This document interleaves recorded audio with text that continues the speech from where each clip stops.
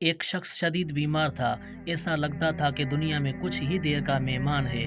اس کے بچے، زوجہ اور ماں باپ ارد گرد کھڑے آنسو بہا رہے تھے۔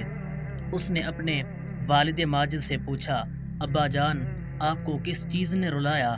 کہنے لگے، میرے جگر کے ٹکڑے، جدائی کا غم رلا رہا ہے۔ تمہارے مرنے کے بعد ہمارا کیا بنے گا؟ اس شخص نے اپنی والدہ سے پوچھا، پیاری امی جان، آپ کیوں رو رہی ہیں؟ ماں نے جواب دیا، میرے لال، دنیا سے تیری رخصتی کا سوچ کر رو رہی ہوں۔ میں تیرے بغیر کیسے رہ پاؤں گی؟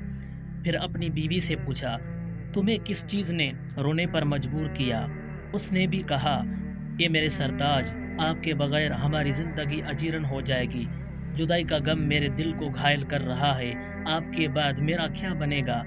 پھر اپنے روتے ہوئے بچوں کو قریب بلایا اور پوچھا، میرے بچوں، تمہیں کس چیز نے رلایا ہے؟ بچے کہنے لگے، ابا جان، آپ کے وصال کے بعد ہم یتیم ہو جائیں گے۔ ہمارے سر سے باپ کا سایہ اٹھ جائے گا۔ آپ کے بعد ہمارا کیا بنے گا؟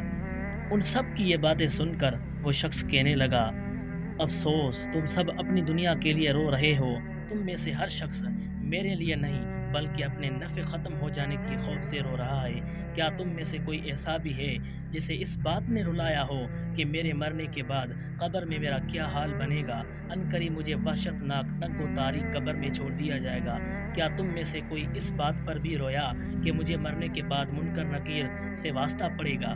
کیا تم میں سے کوئی اس خوف سے بھی رویا کہ مجھے پروردگار عز و جل کے سامنے حساب و کتاب کے لیے کھڑا کیا جائے گا؟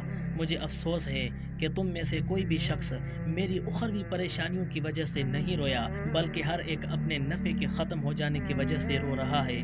دوستو، اس گفتگو سے کچھ ہی دیر بعد اس کی روح قفس عنصری سے پرواز کر گئی۔